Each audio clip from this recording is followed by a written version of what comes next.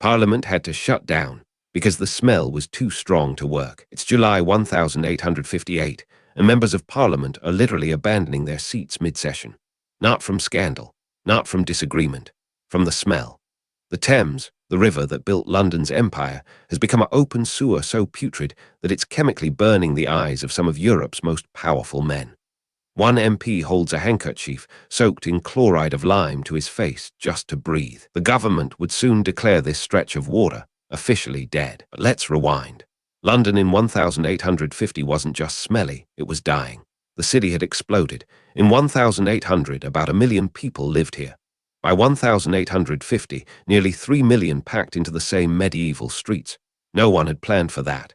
No one had built infrastructure for it. And sewage, that went exactly where it always had, straight into the Thames. Before you judge them, understand. They didn't know why this was happening.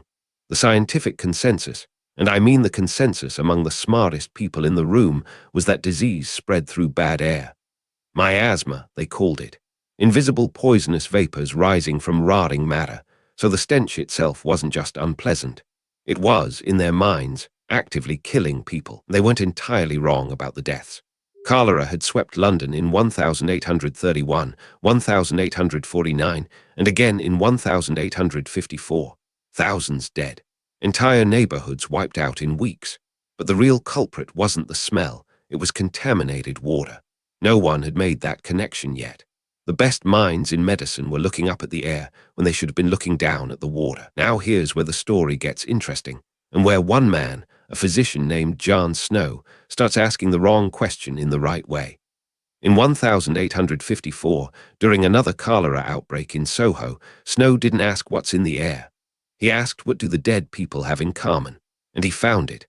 They'd all drunk water from a single pump on Broad Street. Snow had the pump handle removed. Death stopped. He just invented modern epidemiology. But here's the problem. Nobody believed him. The medical establishment, invested in the miasma theory, dismissed his work. He published his findings. They ignored them. He died in 1858, the very year the Great Stink hit. He never saw his vindication. So we're back to Parliament in July, and the smell is so bad that curtains soaked in chloride of lime are hung in the windows. The government can't function. And suddenly, something shifts. Not because they understand germ theory, but because they can't ignore the problem anymore. Sometimes change doesn't come from being right. It comes from being so unbearably wrong that you have no choice. The government commissioned an engineer named Joseph Bazalgette. And here's what's remarkable about Bazalgette. He didn't need to understand germ theory. He just needed to move the problem downstream. His plan was audacious. He'd build an entirely new underground sewer network, not to clean the water, just to get it away from London. Bazalgette's sewers stretched 82 miles. They went down 8 feet below street level, deeper than anything London had built before. The project took 16 years. It cost millions. But when it opened in 1875, cholera disappeared from London, not because anyone had proven Snow's water theory, but because the sewers had inadvertently solved the problem anyway. This is where the real irony lies. London's sewers didn't save the city because anyone understood why they worked. They worked because moving waste away from drinking water sources, even by accident, prevented contamination. The science came later. The infrastructure came first. Sometimes the world changes not through enlightenment, but through desperation. And here's what happened next. Other cities watched. Paris built similar systems. Berlin followed. New York, Boston, Chicago, they all looked at what London had done and copied it.